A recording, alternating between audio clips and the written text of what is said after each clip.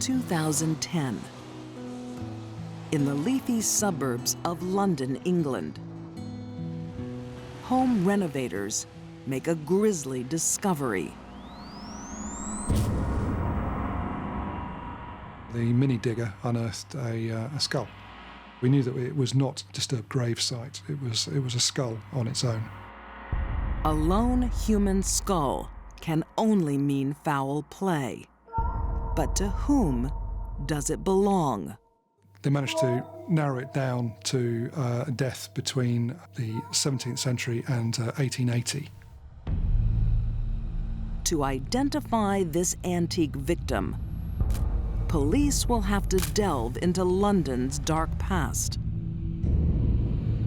and reopen a murder case that scandalized a brutal city.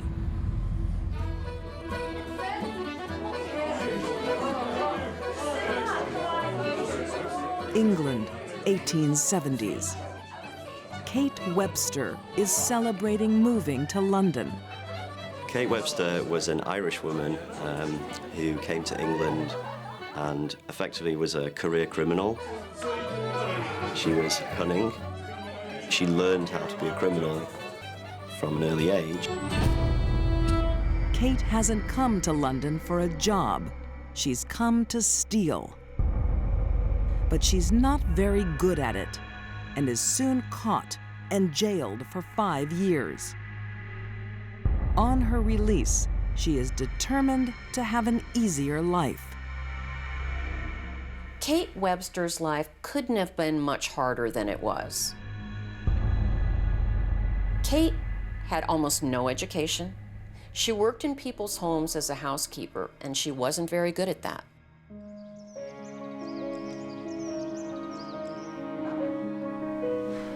Kate finds the perfect employer. Naive widow, Julia Thomas. Good afternoon, Kate. Good afternoon, ma'am. Please, sit. Thank you, ma'am. She had a nice house. She would wear jewellery and rings. She was a church-going lady, very prim and proper. But Mrs. Thomas didn't know about her background. Do you have some references for me? Oh no, I've just come to London. I've come from Ireland, and unfortunately I don't have any references, but I'm so keen to work. So keen to work for you, Mrs. Thomas. She didn't like work. I mean, she resented doing the work. She wasn't a very good maid. It's a very large house, Kate. Have you worked in such a large house before? I have, back in Ireland. I did notice there was some dust in the mantle. I can see you need some help. Well, yes. Shall we start straight away? Let's start.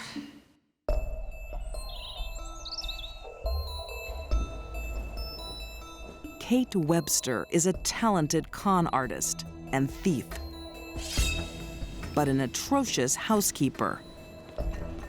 She was a clumsy lady. She would slam the trays down on the tables. Mrs. Thomas would complain about Kate.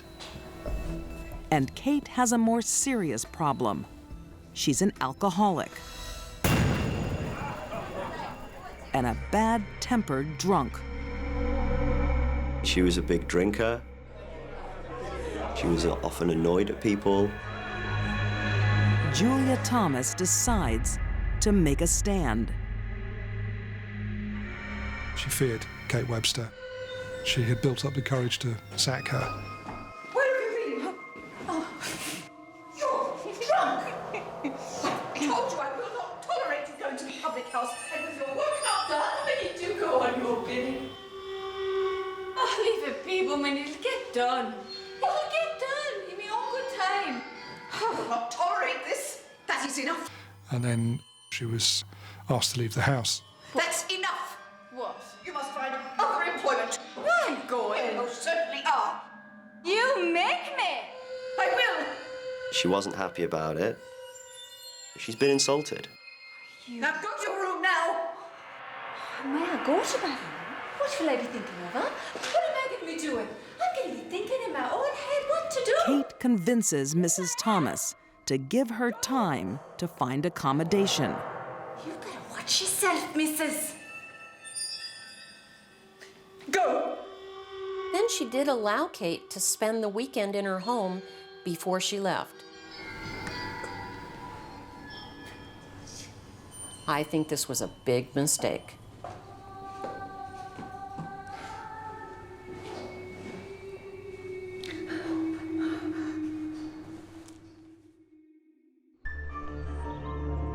Sunday, January 13th, 1879. It's Kate's last day of work. Where did Kate go? She went to the pub. Mrs. Thomas was not happy again. Stop there! She'd done her a favor and let her stay for the weekend, but now Kate's late back from the pub. I want you to go now, Kate. I've nowhere to go, ma'am. Where shall I go? Mrs. Thomas is waiting for her, and an argument ensued. I don't care. I've given you plenty of chances. I gave you notice. Now, I want you out of my house right now.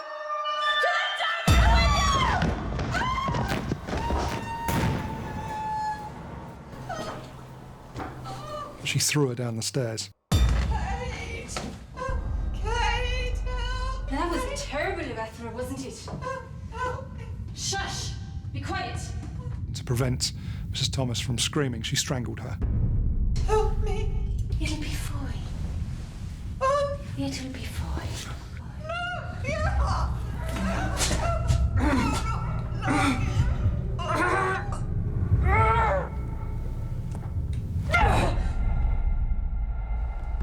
It was a brutal killing of her landlady.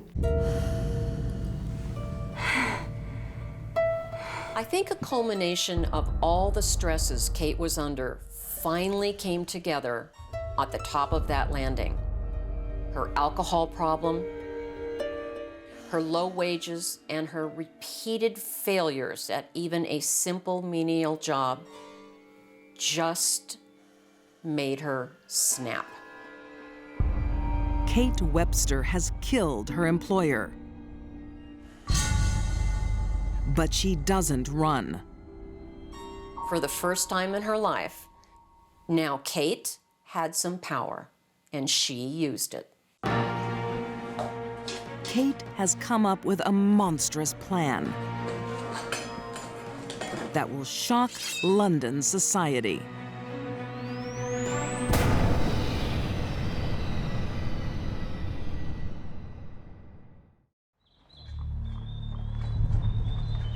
London, 1879. Drunken housekeeper Kate Webster has murdered her employer.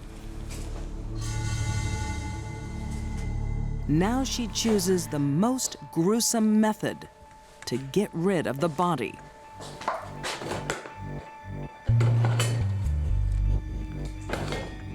Kate effectively spends the rest of Sunday and Sunday evening trying to dispose of the body. It's a horrifying process.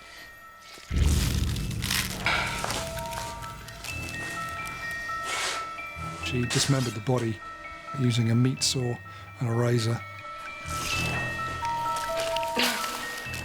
Lazy servant Kate is now hard at work. She hacks into Mrs. Thomas's neck and saws off her head. Blood was all over the kitchen itself, in corners of the room.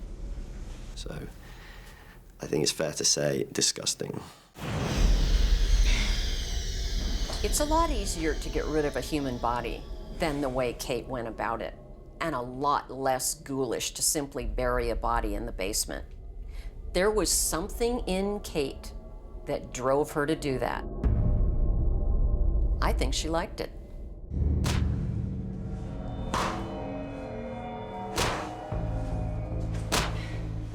With Julia Thomas's body in pieces, Kate cooks up an ungodly stew. She thought she could dissolve the body by boiling it. Neighbour next door said that she could smell a horrible, rancid smell. She makes human lard out of the boiling body fat. The residue that's left in the pot is really some of the fats that have coalesced. You're left with what looks like lard. It is not a far stretch for her to have given this particular mixture to people. Cannibals had said that the taste of human tissue was similar to that of a pig. Kate sells the lard at her local tavern. Some of the locals in the area, they had reported that in the days after the murder, Kate Webster had presented them with what she described as pig lard. Just pop by, because I've got some most excellent flavored pig's lard. It's really delicious in the kitchen. And they proceeded to eat it.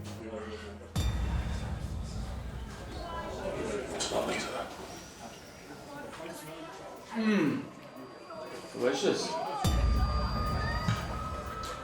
Kate spreads a story that she's had a stroke of good luck. Her aunt, Mrs. Thomas, had passed away. That she'd inherited a house. It's an outrageous lie. But people believe it. She wore Julia's clothes and she tapped into her bank account. She could be somebody she had always wanted to be, but never could. She became a wealthy old woman. Kate still has to dispose of the body. The torso was placed in a wooden box. Kate dumps it in the Thames.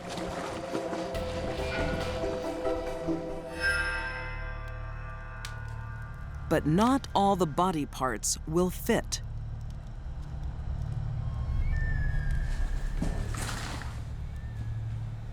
She squeezes the head into a handbag. Most people would not chop someone up and carry the head around in a bag.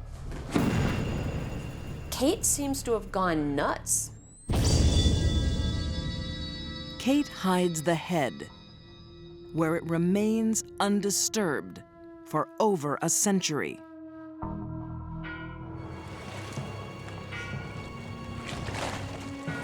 The other body parts are found much sooner. Just 5 days after the murder. Kate was really a much sicker woman than anyone really knew. It is not long before Kate's story of an inheritance unravels. She's quickly arrested and convicted of murder. Although it's rare at the time for a woman to receive a death sentence, Kate Webster is hanged. You look at what she actually did. How could you not say that's evil? 130 years later, the final piece of the case is solved. The skull was recovered from an area that had previously been a stable. Kate Webster would have known that well. She frequented the pub. Julia Thomas can finally be laid to rest.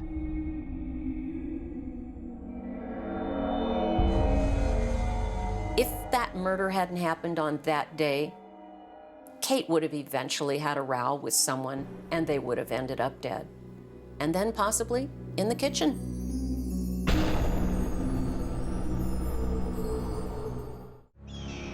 In the town of Tracy, in Northern California, April 2009. A farmer laying irrigation pipes makes a grisly discovery. Take a look. A suitcase.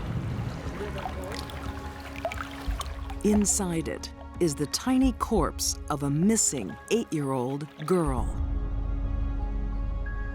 The police search for her has captured the hearts and minds of the nation. When the news was announced, a lot of people were surrounding their television screens and they just started crying, and just a total shock for everyone.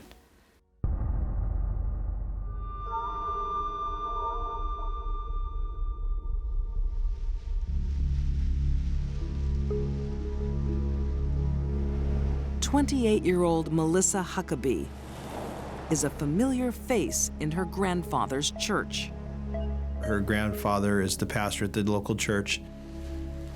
Did you know that few people know more than 3 or 4 of the commandments? Really? If they'd study the commandments in more detail, they'd find they're not a list of do-nots, but rather God's guide to the good life. The single mother teaches Sunday school.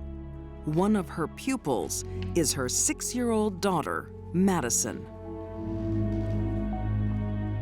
Very caring, loving mom. Has a little bit of a college background, went to junior college. Very well spoken. That's beautiful. Very pleasant. But Melissa's hiding a dark secret.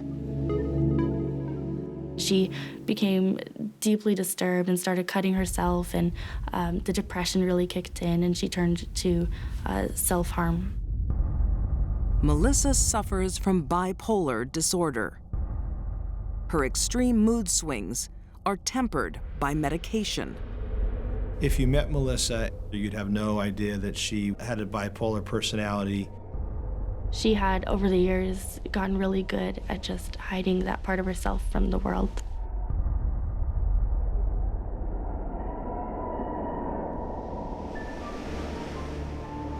Melissa and her daughter live in a trailer park.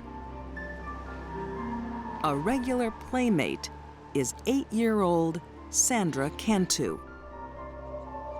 But instead of encouraging the friendship with her daughter, Melissa is jealous.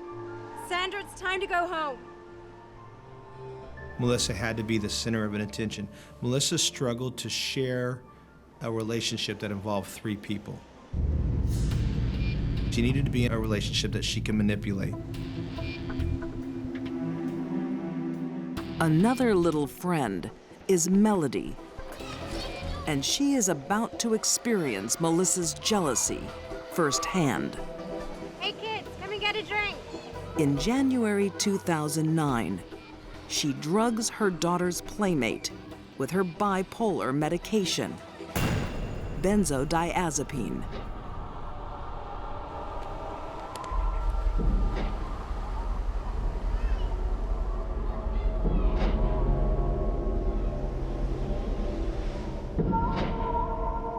When Melissa brings her home later, Melody is acting strangely. How dare you take my child out of the park? She told me she had permission. Very much doubt that. Melody started exhibiting some lethargic behaviors Stay away from my daughter. and lost control of her body. And so Melody's mom became concerned, rushed her to the hospital. Little Melody is okay once the benzodiazepine wears off. Her mom tells police she believes Melody has been drugged. But the Sunday school teacher convinces them she's done nothing wrong. I think that just on a superficial level, the detectives decided to trust Melissa. But they shouldn't.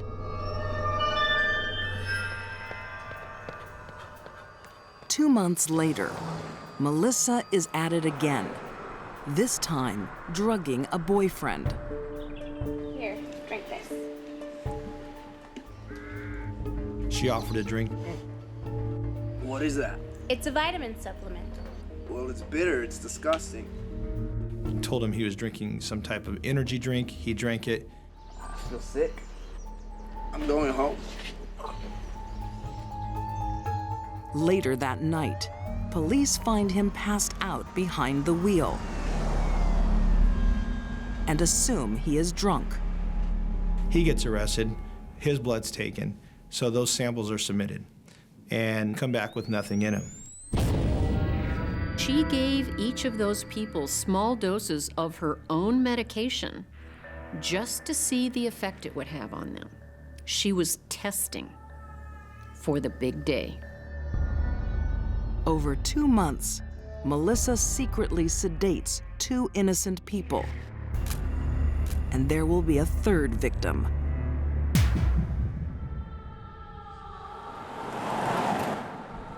Eight-year-old Sandra Cantu is the darling of the Orchard Estates trailer park in Tracy. Thanks for doing the gardening, Sandra. That's okay. Is there anything else I can do for you today?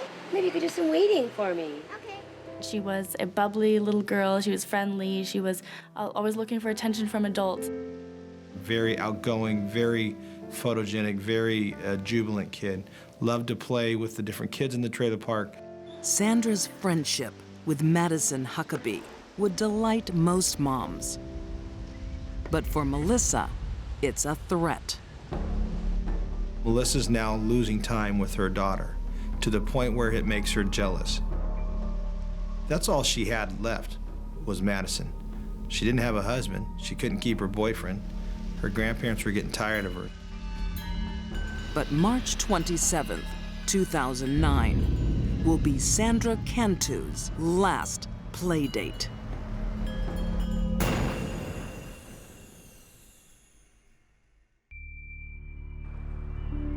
Sunday school teacher Melissa Huckabee is hiding a dark secret. She suffers from bipolar disorder and is insanely possessive of her daughter, Madison. She sees her 8-year-old playmate, Sandra Cantu, as a threat. Hey, Sandra. Hi. Do you want to come down to the church with me? Okay. Melissa lures Sandra into her car. Sandra's last seen walking on the video surveillance camera.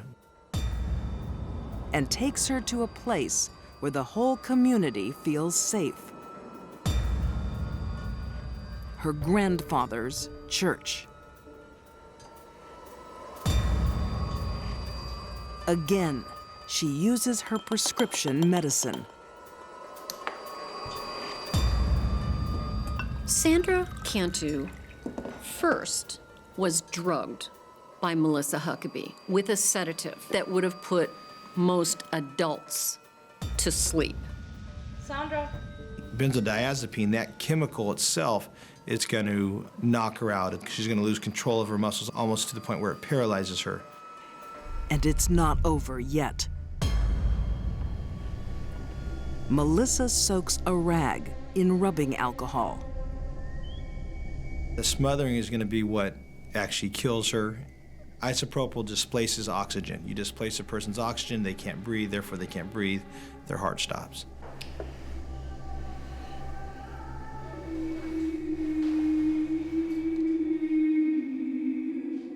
This is not a crime of passion. This is something Melissa had been planning for quite a while. This was something that had been in her heart and her mind probably for over a decade. Melissa prepares Sandra for a lonely burial. Places her back in the suitcase, dressed, fully clothed, then places the body in there in the fetal position.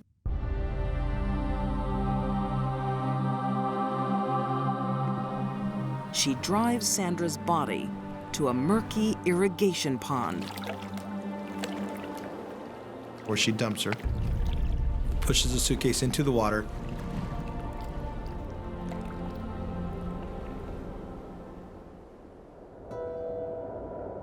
The disappearance of Sandra Cantu makes national news.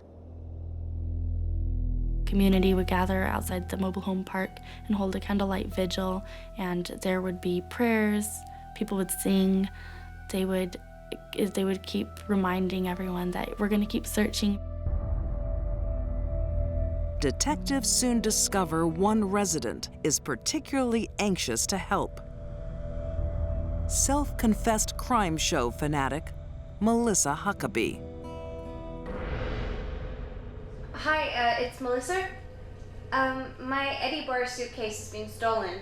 Melissa drew attention to herself early in the investigation by telling people and telling the police she had had a suitcase stolen from her front sidewalk. Officer! Officer!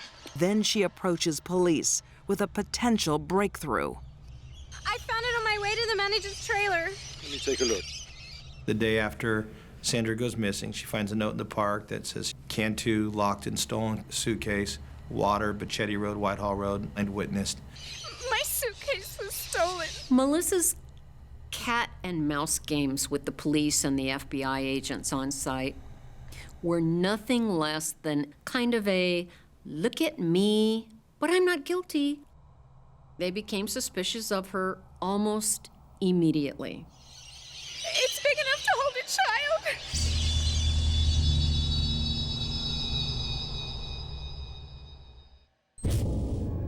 The police retest the blood samples taken months earlier from Melody and Daniel Plowman.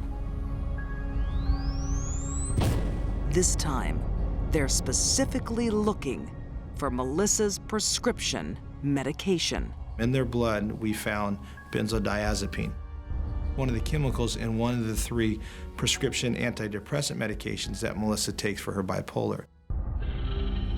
She was testing the dosing. How much of her bipolar medication would she have to give someone? It was all working up to the moment when she would drug Sandra Cantu. But there is even more horrific news.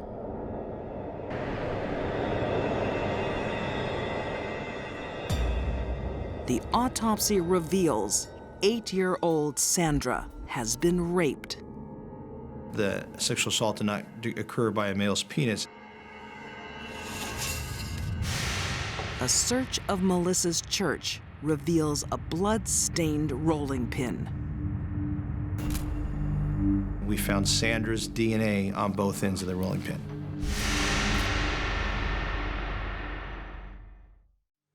Detective Tim Bauer thinks wannabe criminologist Melissa staged the rape to throw police off her scent.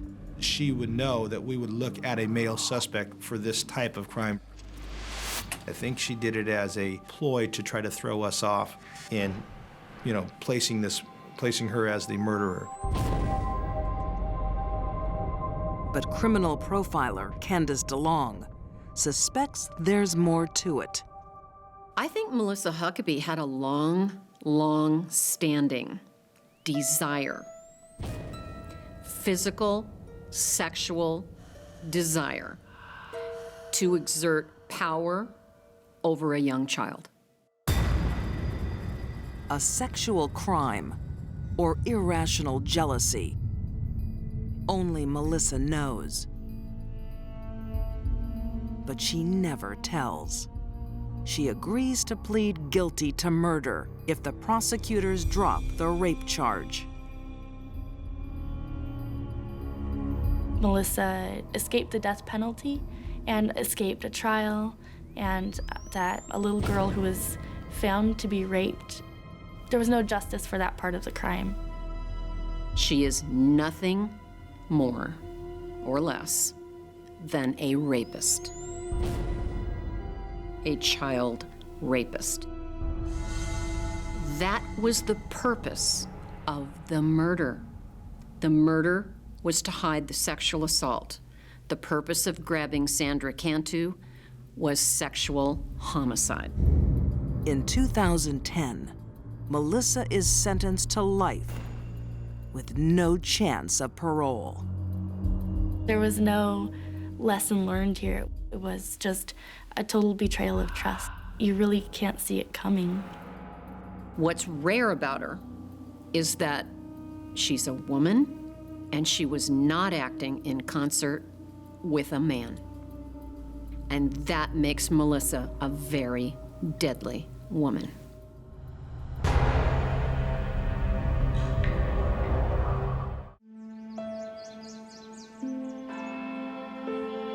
London, England.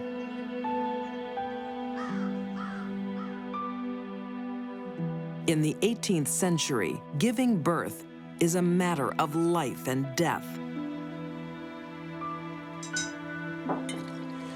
The city's poor are lucky they have Elizabeth Brownrigg to help them. She was the official midwife to the poor in St. Dunstan. She is highly respected for her work, but Elizabeth and her husband have a dark secret.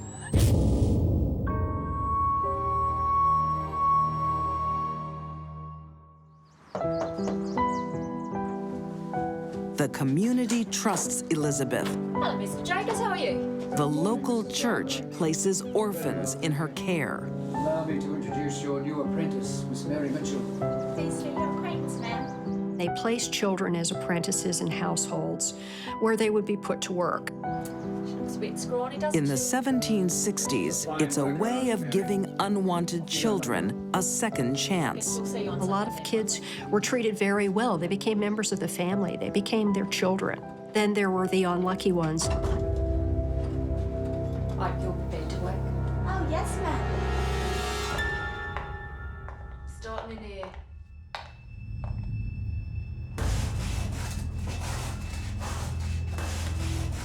Away from prying eyes, Elizabeth can't be trusted. She treats her young servants like slaves. To keep house, to clean, cook, scrub, all the kind of Cinderella kind of things that you might imagine. Only in this case, there was no fairy godmother. You're too slow. You have to leave it till tomorrow. Get up! For Elizabeth's charges, the ordeal is never ending. They're starved and forced to sleep on the basement floor. Knowing that their victim is starving in the basement, looking for crumbs, searching for water, turned her on, and she probably slept very well. Worse still, Elizabeth takes pleasure from inflicting pain. Here, love. Let me show you how it's done. She turned them into occasions for her to get delight from torture. She would beat them until her arms simply wouldn't hold the whip anymore. In the Brownriggs' home, torturing the staff is a family affair.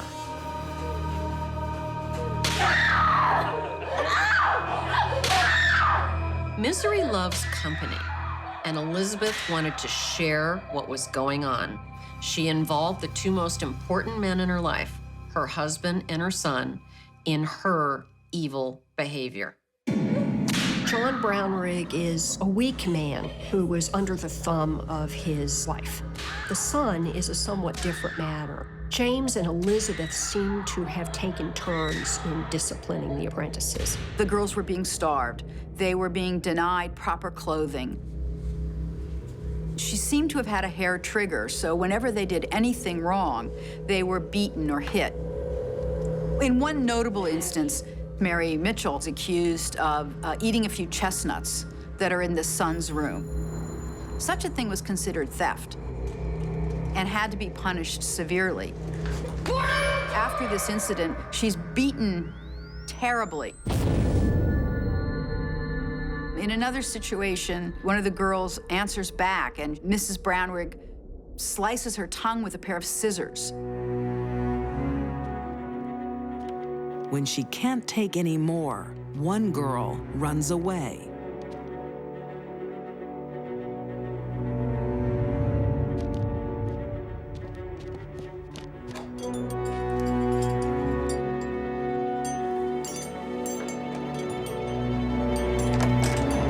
Mary Jones escaped and had been taken back by the Foundling Hospital. There was someone looking out for Mary Jones. At the orphanage, she recounts her horror story. The people at the London Foundling Hospital listened, and they took her back and sent a reprimand to the Brownriggs, which was pretty much all the legal option that they had in terms of controlling the Brownriggs' use of their apprentices. But Elizabeth is a pillar of respectability. Few believe Mary. They are a respectable family of tradespeople in this parish, and so their word, or their lack of word, is just accepted. Incredibly, the church sends Elizabeth another orphan to care for.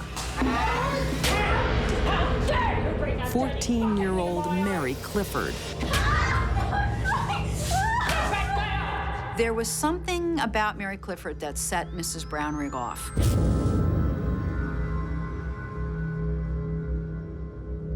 Her beatings were kind of unceasing. Everything she did was scrutinized. This is not uncommon for women that abuse children, including mothers. They may have a slew of potential victims around them, but they focus on one to destroy. Clifford's pitiful life is about to get a lot worse. You can almost not imagine the range of tortures and torturous treatment to which she was subjected.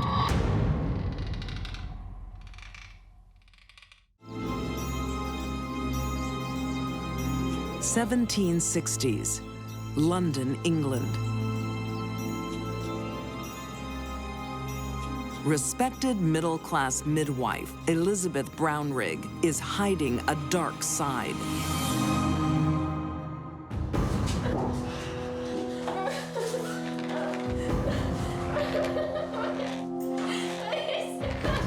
She's torturing her young female servants, and so are her husband and son.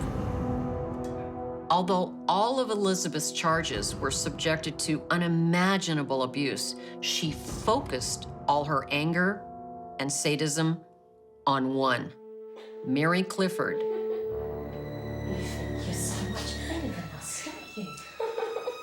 Yes, you do. You think that because of your pretty little looks, she's so much better than us. Well, nothing. Inflicting pain excites Elizabeth. With the bones you are made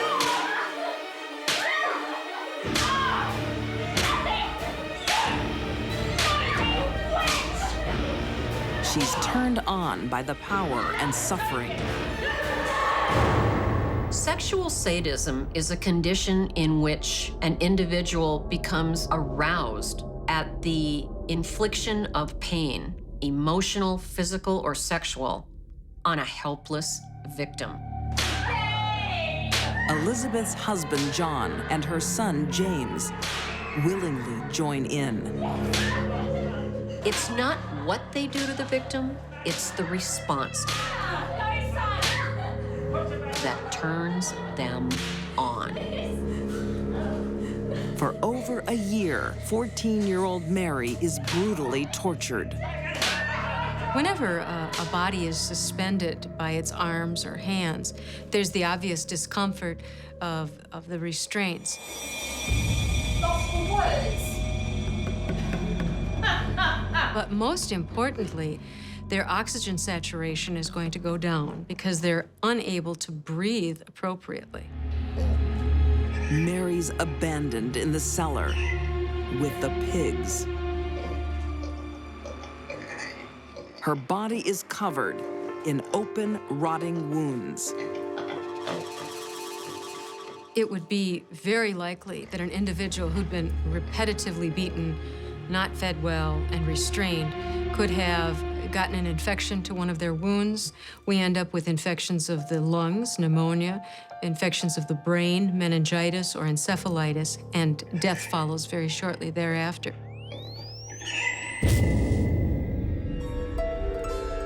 A local baker spots Mary. She's barely clinging to life.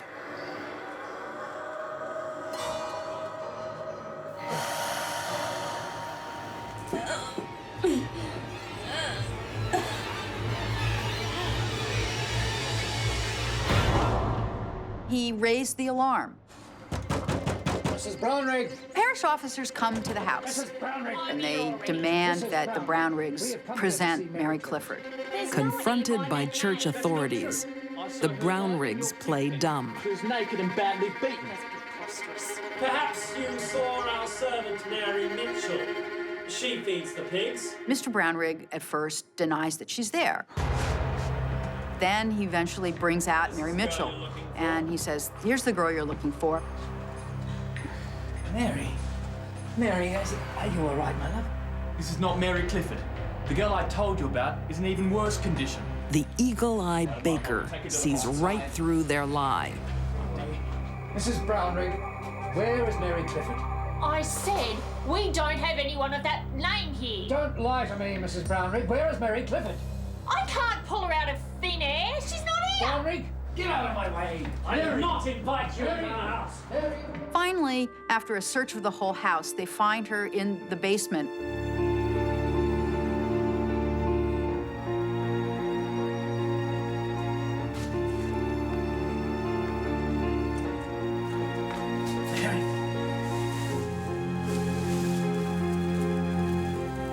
She's very, very weak. She can't speak, but she's still alive, and she's removed to the parish poorhouse.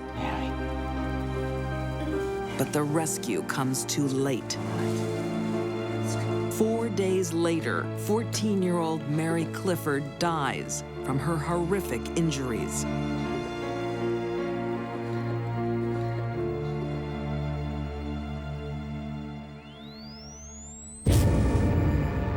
Police arrest Elizabeth and John Brownrigg and their son, James. All three are charged with murder. She insisted that the problem was not her, the problem was bad servants. These servants were so bad and so disrespectful and so lazy that only physical punishment could get them to do their work. The thinking of the day determines who is found guilty. Watching over servants is a woman's responsibility, and she alone is convicted. The two males walk away, scot-free. On September 13th, 1767, Elizabeth Brownrigg is sentenced to death by public hanging. Some of the people gathered to watch Elizabeth be executed shouted at her that they hoped her soul would burn in hell. I think we can count on that. Elizabeth Brownrigg, once admired for her generosity, is now remembered for monstrous behavior. The government makes an example of her by placing her remains on public display. Her skeleton was quite a tourist attraction for many years. People were very drawn to this spectacle of this woman who took such pleasure in the abuse of children who'd been placed with her to care for. She was the quintessential evil woman, and Elizabeth Brownrigg's memory was seared into the working and laboring classes in London for well over 100 years.